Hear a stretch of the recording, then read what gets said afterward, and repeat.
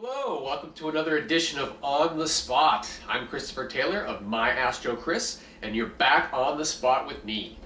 Today, what we have is a 57-year-old female.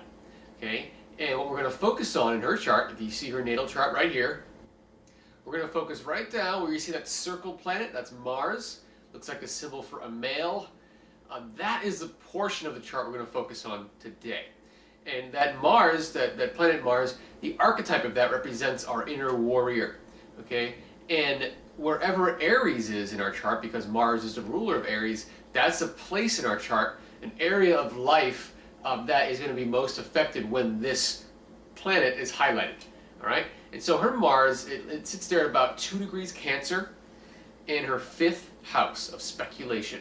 And Mars, or I should say Aries, is the ruler of her 2nd house of finance and self-worth and values, all right? And so when I look at this chart, just looking at that one component, we're really dissecting into one little piece, I see someone who likes to speculate, who likes to take chances, especially financial chances. So things like the stock market, gambling, these would be very appealing to an individual like this, okay? That's what I'm picking up.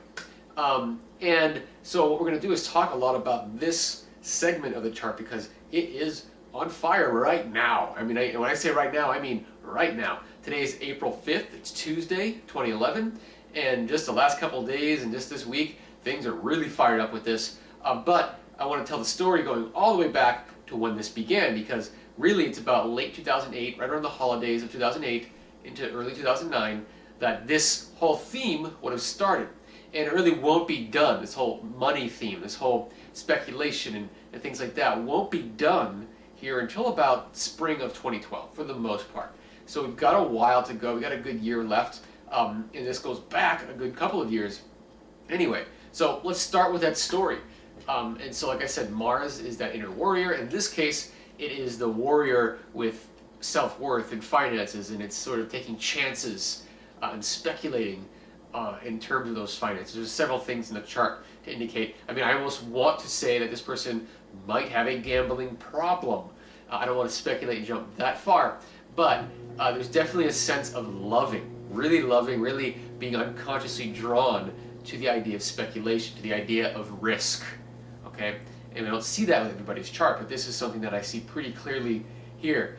And anyway, if we go back, holidays 2008 into early 2009. This is when Pluto, now look at a chart here, I have Pluto, Saturn, and Jupiter all circled in this chart.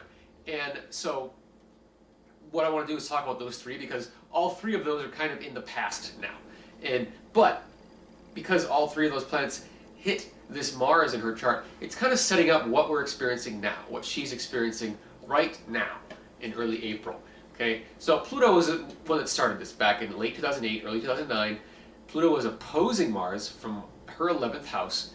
And so this was a couple of year period this set up where 2009, 2010 in general, when it comes to finances and money, there was it was certainly on the front burner where there could have been issues with owing money, could have been issues with power struggles and things with groups, etc. So it feels like that couple of year period could have been, on the one hand, there could have been opportunities for great amounts of money. On the other hand, there could have been a lot of the other way around where things are being spent and having to be spent for other reasons or owing certain things, owing certain debts. Okay, from the fall of 2009 through the summer of 2010. So within that window where Pluto was opposing Mars, that Pluto was opposing Mars in basically early 2009 to the end of 2010, and within that, from about the fall of 2009 to the summer of 2010, Saturn was squaring Mars from her 7th house. So this would indicate that there's some kind of a stalemate that kind of went on there, where in terms of money, like she couldn't, no matter how much she tried, she just couldn't make the money. This could have been a situation where there were some debts that were owed and she just could not keep up. That kind of what it feels like to me, that there's a sense of, no matter how much I make, I can't make enough to live as well as pay off what I need to pay off. And so there was some sense of financial struggle in that zone, for sure. Okay. Then that died out in the summer of 2010. Pluto died out here around October of 2010. So there's kind of a lifting of some things in the fall of 2010 here. Then here in early 2011, this is when Jupiter comes on by in early February, and Jupiter squares the this planet Mars from down below, down in the first house. So this is a sense of renewal on a financial level, or in terms of self-worth after a couple of hard years financially. What it looks like to me, a sense of new hope with finance, the sense of this is how I can make money, and if there are debts, a sense of this is my way out. Okay, that's what I kind of see in early February, that first inklings of that. But that was a kind of short-lived and quick, and then Jupiter in late February entered her second house of finances and money and those kind of things, and so now she's in this kind of 1 year period from about late February all the way until March or so of 2012, where there's a potential to grow the finances finally. So it looks like to me that things might have been a little rough in 2009, 2010, which would have started kind of right around the holidays of 2008. But things are improving here, or it looks like the first inklings of improvement were in February. And now as we get into April here, today's April 5th, again Tuesday, it's really starting to churn the waters in the money realm. There's a few things going on. I'll show you this chart here. I have Mars circled there, Sun circled there. I could have also circled Mercury. I did not. However, right now, as we speak, Mercury is retrograde in her second house. So there's a lot of review going on in terms of finances and payment and things like that. And so that's going to go on until about April 23rd here, okay? And in addition to that, just this past weekend, the weekend of the 2nd and 3rd of April, we had a new moon, and this new moon landed right in her second house of finances, etc. And right today, here on April 5th, I think it's exact tomorrow, April 6th, the Sun and Jupiter are exactly conjunct in that second house. So this second house is just lit up right now, right as we speak, just exploding. And it's all the themes that she went through in 2009 through 2010 that she got a better glimpse of here in February of 2011 that are now coming into full focus here in April of 2011. But action and movement seems to be stalled a little bit, and that stalling is good, part of the Mercury retrograde experience, to understand what the limits are. Right now, Saturn is up in her 8th house, opposing all this stuff down here in the second house. So that gives me an indication that, even though she wants to speculate, she might have new ideas of how she can make money or get that money she finally needs. There's a sense of being held back, possibly by debts, okay, or by her own issues that deal with self-worth, her own sense of I'm not worthy enough of this opportunity. But it could very well just be the debts itself that hold any real growth in this money. And so there's a review going on now through most of April. And when we get into early to mid-May, things will start to lift a little bit in that realm. Okay? And then what we're going to do is we're going to move on to the planet Uranus. Okay? So there's Uranus circled over there. And this is a planet of surprise and sudden changes and things. And just the last couple of days of March, this planet started, it came within 1 degree of this planet Mars. And that'll be perfected here for the first time in mid-April. And it'll kind of be done with its first pass by about early May. So there is a sense of opportunity possibly coming in, or surprise coming in, that could help push some more financial things along in her life right now.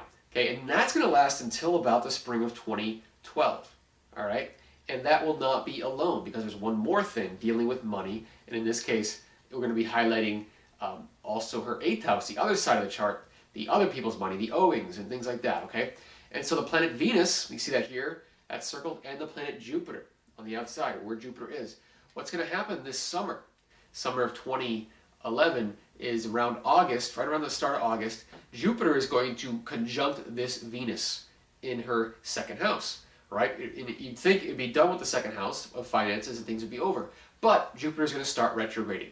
So it's going to begin a relationship with Venus, retrograde back, and be done by about March of 2012. So spring of 2012, not only does this Jupiter-Venus end, but also the Uranus-Mars aspect will end. And so there's a sense of growth and potential growth here. Okay, and if she does have debts, this August through March time period with Jupiter conjunct Venus, which is the ruler of her 8th house of debts, this would be the time to pay them off. This gives me a sense that there is money possibly coming in, and I keep getting intuitively that there is some kind of debt that needs to be paid off, and that it's been hard to get the money the last couple of years, but there is a sense of things opening up, and the ability to pay off those debts is coming in, especially starting August through about the spring of 2012. And there could be some surprise monies that come in that she wasn't aware of, and that's part of the Uranian aspect of that. And so it's looking like things are looking up relative to 2009, 2010, which did feel a little bit like there were some financial struggles, possibly some gambling debts, possibly some real losses in the stock market, things like that. But something related to speculation that didn't quite work. All right. So that about wraps it up for this time. Again, I'm Christopher Taylor of My Astro Chris. If you're interested in your own on the spot, you can contact me through my website at myastrochris.com. Or if you're interested in a complete comprehensive reading, I do readings for individuals, for relationships, and also for organizations, business astrology, something I really want to help you out with. And so if you have any questions about that, go to myastrochris.com, and I'd love to help. Thanks a lot. Bye.